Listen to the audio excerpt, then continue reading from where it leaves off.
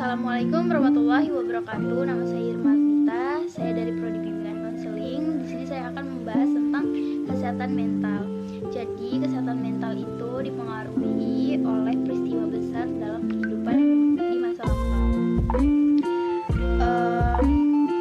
Kesehatan mental itu dapat berupa kekerasan dalam rumah tangga, pelecehan anak, stres dalam jangka waktu yang panjang. Gejala-gejala kesehatan mental itu dapat diawali dengan gejala yang pertama itu ketakutan atau kekhawatiran secara berlebihan, dan bisa juga ketidakmampuan untuk mengatasi stres di dalam kehidupan masalah sehari-hari. Bisa mengalami perubahan suasana hati yang drastis gitu, yang cepat.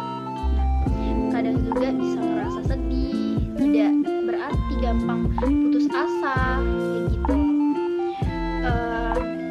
Ada beberapa penyebab kesehatan mental. Yang pertama itu faktor kekerasan di dalam rumah tangga atau pelecehan.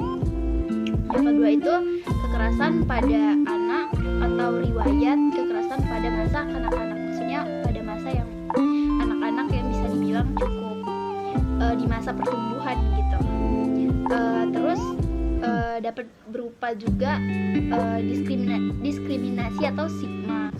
Nah, untuk pencegahan kesehatan mental tersebut ada beberapa upaya yang bisa kita lakukan untuk mencegah gangguan mental kita. Yang pertama itu dengan cara melakukan aktivitas fisik dengan tetap aktif secara fisik gitu. Contohnya kayak olahraga atau apa segala macam lah. Yang kedua itu membantu orang lain dengan tulus, memelihara pikiran yang selalu positif. Terus yang selanjutnya itu kita juga harus memiliki kemampuan untuk mengatasi masalah sendiri. Contohnya kita tuh mempunyai dorongan untuk mengatasi masalah tersebut. Jika kalau misalkan kita nggak punya dorongan untuk mengatasi masalah tersebut, ya nggak akan selesai. Terus yang selanjutnya itu jika memang nggak bisa gitu kan, nggak bisa mengatasi masalah itu sendiri, ya kita mencari bantuan orang profesional, contohnya psikolog atau apalah gitu kan, untuk membantu proses masalah kita tadi. Nah, yang selanjutnya mungkin ya menjaga kecukupan tidur atau istirahat.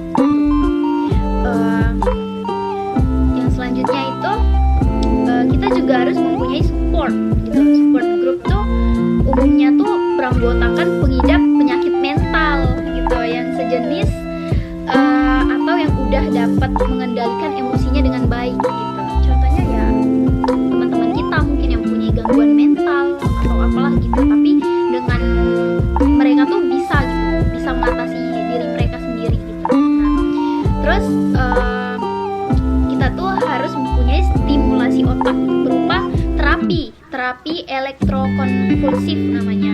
Nah, stimulasi magnetik transkrial ini pengobatan eksperimental yang disebut stimulasi otak dalam gitu. Nah, di dalam stimulasi saraf ini, pengobatan tersebut terdapat penyalahgunaan zat gitu. Nah, pengobatan ini itu dilakukan pada pengidap penyakit mental yang disebabkan oleh ketergantungan akan penyalahgunaan zat terlarang gitu. Nah, ada beberapa upaya yang dapat dilakukan untuk mencegah gangguan mental, yaitu yang pertama itu membantu orang lain dengan tulus, memelihara pikiran yang positif, dan memiliki kemampuan untuk mengatasi masalah, maksudnya dorongan dari diri kita sendiri untuk mengatasi masalah tersebut. Dan yang ketiga itu kita bisa mencari bantuan profesional jika diperlukan banget gitu. Jika kita tuh nggak bisa mengatasi masalah diri kita sendiri, kita cari bantuan profesional untuk membantu kita mengatasi masalah tersebut. Dan yang terakhir itu kita menjaga kecukupan tidur dan istirahat, karena itu juga sangat diperlukan sih untuk mengatasi gangguan mental. Nah, di sini ada beberapa cara atau upaya pengobatan untuk kesehatan mental. Yang pertama itu psikoterapi. Nah, psikoterapi di sini tuh merupakan terapi bicara yang memberikan media yang aman untuk pengidap dalam mengungkapkan permasalahan di dalam dirinya dan meminta saran gitu.